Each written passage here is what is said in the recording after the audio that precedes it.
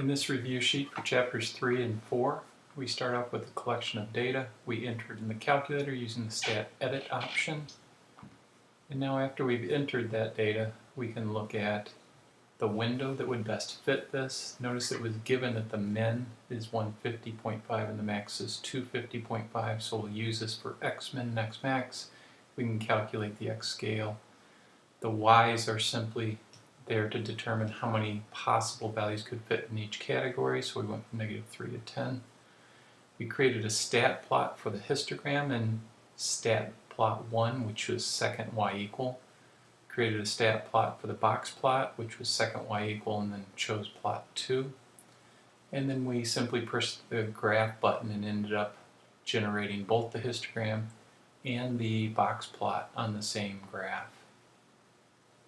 Now when we actually hand draw this histogram, notice we start with the little value, the little symbol that says the first value is not really the same distance from 0 as the distance between the tick marks would indicate. I list all the tick marks that indicate the bounds for the classes. I count up how many would occur in each class, and notice by tracing through the histogram I can get the values. Verify that the values really do sum to 30 to verify that you haven't skipped any.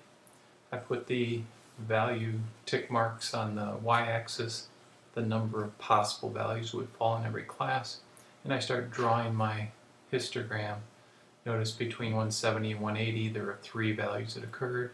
From 180 to 190 there were 4, and then there are 5 between 190 and 200, and I continue drawing the histogram, basically using what the calculator generated and confirming logically that all these values make sense, making sure that the total number adds to 30, which is the total number of values in my original list. Now notice for the box plot, I need more information, so I'm going to come down to that calculation portion of the review section, and I'm going to use the var stats on the calculator. You'll see the displays off to the right, and I see that the mean is 190.13 repeating. Median was 187. Remember that if I list those numbers in order, the number in the middle of the data would be the median.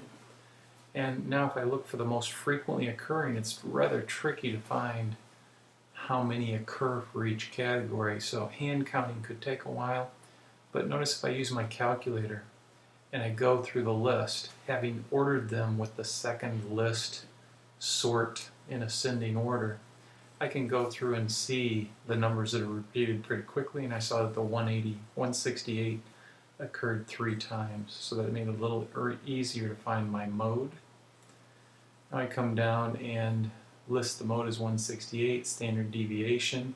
Be careful here because it says it's a sample, so you use the S value and not the sigma. Sigma is for a population, S is for the sample. Variance is simply the standard deviation squared, and I would calculate that on my calculator. And the range is 245, which is the max, minus 168, which is the min. No, I'm sorry, 151, which is the min, and therefore 94 is the range, which gives me this measure of variance in the data. And the inner quartile range is simply the difference between Q3 and Q1, which in this case, if I look at the values, it was 205 minus 168, which comes out to be 37. And now I'm going to actually try to, in the box plot, display these values in a meaningful way. So I go back up above the histogram. I see that the Q1 is at 168.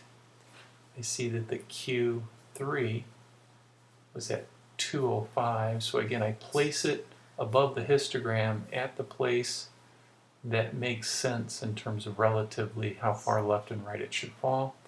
The median was again at 187, and I try to place it above the histogram at the location that's represented by 187.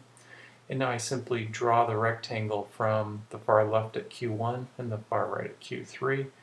Median is the middle bar, and then I have the whiskers going